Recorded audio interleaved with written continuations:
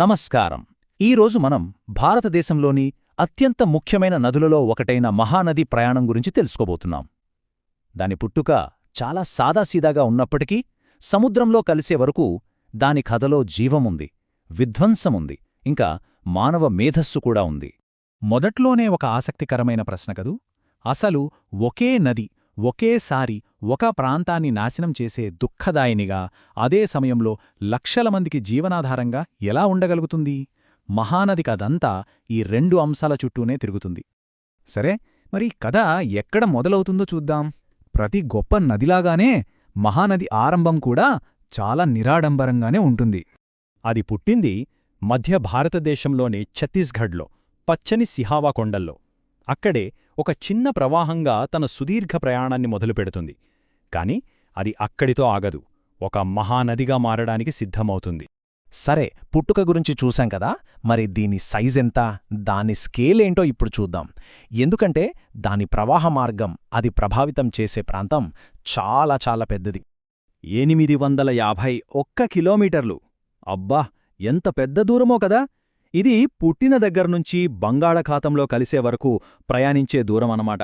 అంటే ఎన్నో రాష్ట్రాలు, ఎన్నో ప్రకృతి దృశ్యాలను దాటుకుంటూ వెళ్తుంది. ఇప్పుడు దాని బేసిన్ అంటే పరివాహక ప్రాంతం గురించి చూద్దాం. సింపుల్గా చెప్పాలంటే దీని ఒక పెద్ద గిన్నెలా ఊహించుకోండి. ఆ ఏరియాలో పడే ప్రతి నీటి చుక్క చివరికి మహానదిలోకే వచ్చి చేరుతుంది. ఆ ప్రాంతం ఎంత పెద్దదో తెలుసా? దాదాపు 1,41,000 చదరపు కిలోమీటర్లు. ఈ చార్ట్ చూస్తే మనకొక క్లారిటీ వస్తుంది. మహానది బేసిన్ మన దేశం మొత్తం భూభాగంలో 4.3% ఆక్రమించింది. వినడానికి చిన్న నంబర్లా అనిపించొచ్చు, కాని దాని అర్థమేంటంటే ఆ ప్రాంతంలోని లక్షలాది మంది ప్రజలు, వాళ్ల వ్యవసాయం, పరిశ్రమలు అన్నీ ఈ నదిమీదే ఆధారపడి ఉన్నాయి. మహానది ముఖ్యంగా ఛత్తీస్గఢ్, ఒడిశా రాష్ట్రాల గుండా ప్రవహిస్తుంది. కాని దాని ప్రభావం ఝార్ఖండ్, మహారాష్ట్ర, మధ్యప్రదేశ్ వరకు కూడా ఉంటుంది. దాని ఉపనదులన్నీ ఒక చెట్టు కొమ్మల్లాగా వచ్చి ప్రధాన నదిలో కలుస్తాయి. ఈ పద్ధతిని డెండ్రిటిక్ డ్రైనేజ్ అంటారు. అసలు ఏ నది ఒంటరిగా ప్రవహించదు కదా, దానికి బలాన్నిచ్చే ఒక ఫ్యామిలీ లాంటివి ఉంటాయి, అవే ఉపనదులు. మహానదికి కూడా ఇలాంటి ఎన్నో ముఖ్యమైన ఉపనదులొచ్చి కలుస్తాయి. ఇక్కడ చూడండి ఆ నదుల కుటుంబాన్ని. ఎడమవైపు నుంచి సియోనాథ్, మాండ్, హస్దేవ్, ఇబ్ లాంటివి, అలాగే కుడివైపు నుంచి ఓంగ్, టెల్, జోంగ్ లాంటివి వచ్చి చేరుతాయి. ఇలా ప్రతి ఉపనది తన నీటిని తీసుకువచ్చి మహానదిని ఒక పెద్ద శక్తిగా మారుస్తుందన్నమాట. ఇక్కడే కథలో ఒక పెద్ద మలుపు వస్తుంది. మహానది ఎంత జీవాన్ని ఇస్తుందో అంతే వినాశనాన్ని కూడా సృష్టించగలదు. దాని శక్తికి రెండు వైపులా పదును ఉంటుంది. ఒకటి సృష్టి, మరొకటి వినాశనం. ఒడిషా దుఃఖదాయిని. ఈ పేరుకే ఒక బరువైన చరిత్ర ఉంది.